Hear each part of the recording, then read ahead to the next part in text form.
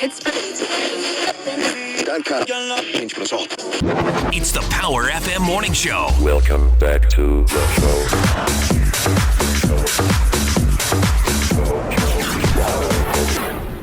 And it is part 2 of our reunion tour, and this is the part 2 episode with Taylor. We wanted to pick up because we left you at a cliffhanger. And the big cliffhanger was, did Taylor Station win Large Market Station of the Year? And you told me, and I'm just going to let it out, that, and I'm so disappointed that WKRP in Cincinnati won it. And I thought, I feel bad for you, and I feel kind of okay for them because they haven't been able to live down that turkey thing. Ever since the turkey thing. For 40-something years. And so the fact that they're finally being recognized and have gotten, past that, I feel good for them, but I still feel bad for you and your team because I know y'all do a quality job. They're in Des Moines, Iowa. And tell me exactly how finish the story so we can pick up where we left off. Yes, for the award ceremony. Yes. Did you get like you dress up in a tux? You went someplace? It wasn't a tux, but I did go to Costco and get some slacks and a shirt because, it's at a radio station. And I will say we're a little better dressed being, because we're owned by a university. We're in an office building. So there's like a little bit more of a standard. Because I remember coming for my interview at Power FM and I was like, I gotta dress to impress. I gotta look great. And Eddie greets me at the door wearing a Striper t-shirt and ripped jeans. That's all he ever wore every day. We'd say, Eddie, are you doing laundry every day? So all that to say, the dress code at my office is somewhere between Eddie at Power FM and what I had to wear to the awards. So a quick Costco run. I got some slacks and a nice shirt. And so, so you sit and, they've got all the stations that come up. They're, like we have some fun awards, like they give out awards for the best viral video of the year, best listener complaint of the year, just some really, really fun things. The host was reading this thing and he could not make it through. It was the most insane thing I've ever heard. Okay. And so did you have to go to another city to at the ceremony? Was it Nashville or something? Or this was in Orlando. Orlando, okay. Yeah, wow. So we stayed at a resort right off of like Universal. So we did get to go to Universal and explore the parks and all that kind of stuff. So it was fun being owned by a university, or I don't know how the power structure works. It's sort of owned, not really owned. But there's a student radio station on that university, and they ended up winning College Radio Station of the Year. Okay. We've got one student from there who's an intern for us. She's doing a weekend show, so it was cool to be able to celebrate with them, even if it wasn't our station itself that ended up winning. Well, there's always next year. Yeah. And maybe you could sabotage their transmitter, whoever the WKRP's. That's or you know what you do? You steal Johnny Fever away from them, and that may help. That may hurt them in next year's running. I'll just tell them maybe it's time to bring back the turkeys. I follow enough radio people on social media that it is every November. I see that posted on Facebook like at least a dozen times. I swear I thought they could fly. I swear. My favorite moment, they're all sitting in the control room, and we're just hearing it being described by Les Nesbitt. And he's saying, oh my, they're hitting the ground like bags of wet cement. It is horrible. The infamy. Anyway, so there you have it. There's the I guess the wrap of that particular story. But I also wanted to have you back because you and I have collaborated together in your spare time whenever you could find that. And I guess you started doing this when you were still in high school, right? You were becoming an author, and you had concept for writing some stories. You've written a trilogy that I've actually done the audiobook for. And let's talk about that. When did you start writing the MARIAN series? The MARIAN would have been actually shortly after I started at Power FM. Okay. Because I remember I was listening to Stephen King's Dark Tower series on my commute over there. And just like some of the ideas he had in there and other stuff that was rolling through my brain, I kind of started planning it and writing it. So most of that trilogy was written during my time in Dallas when I think about it. Okay. Well, it kind of the MARIAN is the name of a ship, but not the kind of ship that you would think would be floating on the water, because the main thing about what happened in your you talk about an apocalypse. I mean, this is probably one of the worst apocalypses I've ever heard of.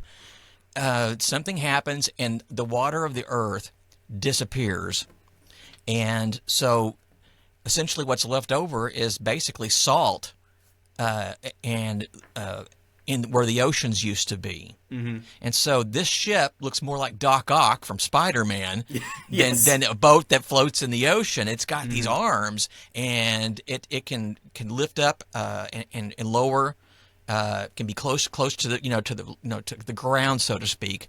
But the islands are actually mountains now.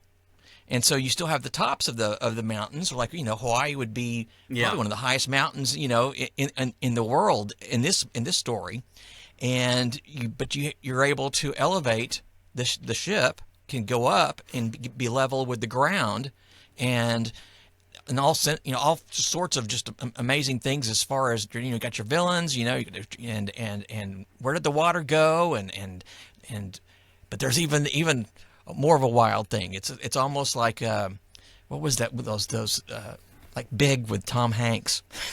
Oh, it was kind of like, I mean, they've done that concept, like there was Vice Versa, there was Freaky Friday, there was 13 going on 30. Yes, and so something like that happens too in this book, where somebody that would have been, I would think modeled after possibly the author of the book, who likes to play drums, and is somehow transported from his home, and he's in high school, and he wakes up and he's inside somebody else, and that's really his adventure of, after that happens, being in the future where this apocalypse happens, and that's kind of how it kind of gets started. And you wrote 3 books. And had a lot of characters introduced when I was doing the audiobook, and I did not read any of it until the moment I was reading it, because I wanted it to have that kind of that discovery, that it was going to be a surprise to me, or I wanted to have that energy, like I didn't know that was coming. You could maybe hear that in my voice. I remember a few of those phone calls from you. And I remember at one point you were like, I wasn't expecting there to be so many characters, and I'm running out of voices. That's right. Yes, there's another one. In this next chapter, what am I going to do? I've used every one of them in my toolkit already. And we would go over some, because we changed one of them because there were some twins in there. Yeah. And you liked my second version. I modeled it after a character from a television show, and because they sounded like surfer dudes. Yes. It's been so long since I've listened. I've got to go back and re-listen to that recording, because it was fun hearing your interpretation of everything that happened. Oh yeah, we had some female characters, which I didn't do them that well, and thank goodness one is all of a sudden gone, and then so I can kind of do the same thing, because I hate to have them start talking to each other. Yeah. That was back when it was like basically every character in my book's a man. I'm envisioning a world of all men, apparently. Right. I guess so. But it took longer than I thought it would. Yeah. And because you keep thinking, well, I'll just read it like I'm reading it to the children in class. Blah blah blah blah blah blah blah. No, you gotta get it just right, and then you gotta go back in and get the best line, and go in and clean things up. And I developed a little pop in my cheek that would click at the end of every sentence. And you got a cheek injury reading my book? Yes. And so it would make a little click. And so you had to go and clean all that up. So there's a lot of post-production involved when you do this sort of thing. And so it took a while, but then got all 3 done. And they are available at Audible, right? Yeah, they still are. Every now and then I still report some royalties on my year-end taxes. Okay. So if we can let the listeners know, and it's the how do you spell the name of the ship? The Marian, like Maid Marian, Marian. Okay, and then so that which Marian, was a great idea when a massive science fiction book came out right around the same time called The Martian.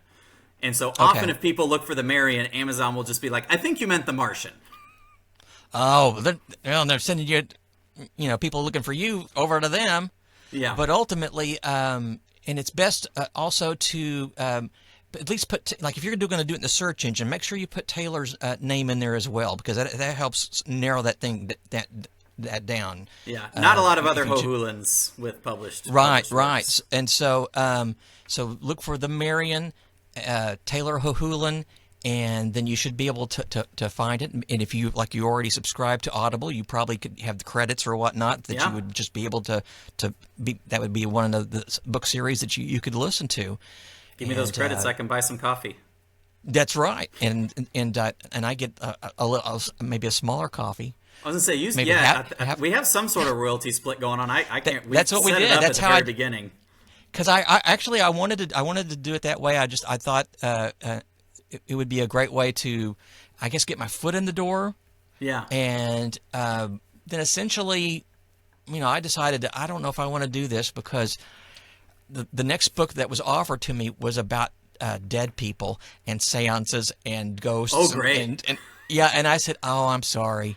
I don't think I want to do that. And so that was the only other one I've ever been offered. And then I listen sometimes to books that my wife likes to listen to, and she's like in the kitchen, she's making some supper or something and listening to a book, and good Lord, they swear a lot. Yeah. And these you books, I've got a buddy who he was doing the narration thing, and he stopped when he got a book that was like spicy. You got to go to the special section at Amazon to find these things, and he was like, I don't think I can do this. Oh yeah, but even just because dropping F-bombs here and all this kind of stuff, and I kept thinking, I don't think maybe I'm cut out for this if that's all authors are going to write, and the only person I want to ever read for is Taylor Hohulin, because the worst his people ever say is golly gosh awful gee whiz, and I went, wow, Taylor, boy, they're angry. Man, they say the meanest things in my books. But that's just 3 of them. You've written other ones as well. Tell me about those. Yeah, I lost track of the number that I've written. The most recent one I wrote was kind of a blend of like Blade Runner and did you ever read the Dresden Files? No, I didn't. Harry Dresden is a wizard who solves crimes in like an urban fantasy setting, and so it's about kind of a gun for hire in this Blade Runner type world, super cyberpunk, and she gets wrapped up in a whole conspiracy with one of her targets. And then I had a child and found that I barely have time to write anymore. That's it. It's over now. Choose the time. Yes. I'm sure I'll come back to it. I've got some short stories that I'm working on, but I don't think a largely fleshed out world is in the cards for me for a little while here. Okay, especially, you're a program director and you got a morning show and you got to go to bed at how I've always found out that and this is how it would happen. All of a sudden it would be 10 p.m. and I would look over at my wife. I go, it's 10 o'clock. It's always 10 o'clock. It's like where did the whole afternoon or early evening go? And then I don't want to go to bed. I don't want to go to bed. But you're gonna really wish you had. Come 5 o'clock in the morning. To me, it's harder to police my bedtime than it is to wake up early. It's like looking at the clock, and especially with Silas now, it's like I get home, by the time he's done and gone to bed, I'm like, okay, I've got 20 minutes until I need to start getting ready for my bedtime. Especially now that he's not going to bed at 4 o'clock in the afternoon. It's getting closer and closer to my actual bedtime. You know what? You talk about leading by example, and maybe he won't feel so left out because Dad's going to sleep too. He's not missing as much. Because that's what the whole thing is. You are tired. I'm not tired. Yeah. Y'all are going to talk about me while I'm asleep. Yeah, we are. Just about me. So anyway, well, you know what? people, check out the MARIAN series, and especially because I read it, and I spent a lot of time on it. Yes, go listen to those audiobooks. And I appreciate that, Taylor, and it's good to talk to you again. We'll have another installment. We're already at 14 minutes here. Oh, no. Oh, I know. You know how long the last time we have a great internet connection here, and so when we closed out the last episode, Taylor his side of it was already uploaded. It was done. And when did I text you? 2 years later? That it was finally. Like that, yeah. it was like a few hours. Yeah, I sat there and stared at it, going up, 70%. And then I'd go read something on my phone, and I'd look back, 71%. I think like 2 new iPhones were introduced by the time his upload finished. Right. So anyway, it's good talking to you again, and we will talk to you soon, okay? All right. Now let us imagine that you must identify your station. Tower FM. You might say... Rock on.